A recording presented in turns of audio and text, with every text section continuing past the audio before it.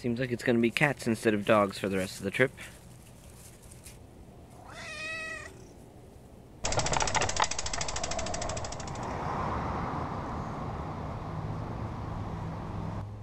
Hello! It's been a couple days since my last update, and let me tell you, they haven't been that great. I've had to make a difficult decision, and I'm going to be cutting my trip short. So tomorrow, I'm going to head out from Fredericksburg, Virginia, and I'm going to go towards Washington, D.C., and that will be it. That will be my final stop on this trip. It's a little heartbreaking to come all this way and not finish that last little bit, but it's okay. I think this is the best choice. Essentially, it's getting too cold, and I haven't felt very safe on the road. The temperature has been just around freezing, so the threat of snow is very real. And one thing I've been saying for a while is that I will not ride through snow. I'm just not equipped for it. Plus, you add the risk that drivers are now on slippery roads.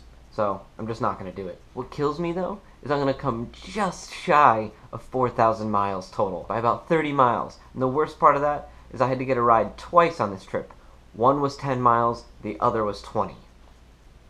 So close! 4,000 miles! It's okay.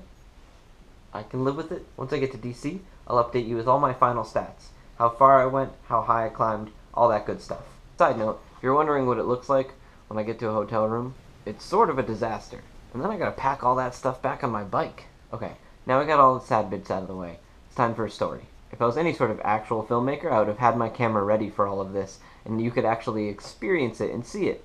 But instead, you're just gonna have to imagine it with me. This takes place on my trip through the rest of North Carolina and just crossing the border of Virginia. To set the scene, it's around 5:30 and it just got dark. In most cases, the houses didn't even have lights on, so there was no light anywhere besides the one beam of light coming from the front of my bicycle. That already had me a little on edge, and then I heard galloping right next to me in the field. All of a sudden, two deer just dart into the road about 10 feet ahead of me. My light doesn't have a very wide spread, so I saw about 2 seconds of this, and then they were gone, off into the woods on the other side. Okay, so that startled me a little bit, but it was fine.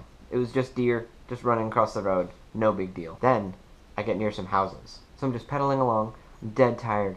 I've got about 20 miles left of 114 total for the day, when all of a sudden, I hear paws hit the pavement, accompanied with a low growl. Keep in mind, I can't see anything. Here's a simulation of what I saw when I turned around. But I could hear them. That's right, them.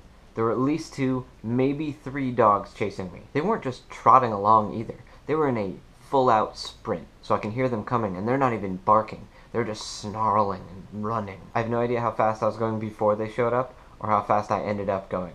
But I went as hard as I could.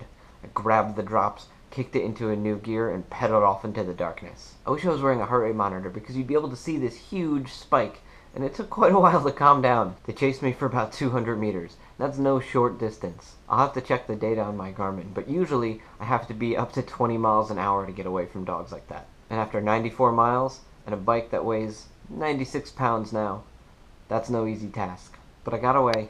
No harm done. I didn't even have to use my bear spray, so that's good. I won't say that that incident convinced me to stop riding early, but it certainly didn't help. I've been in a couple situations that just haven't felt all that safe. So, it's time to call it. Don't think you've gotten rid of me yet. We've still got friends to see, and I'm going to do a whole comprehensive wrap-up of the trip. Okay, bye!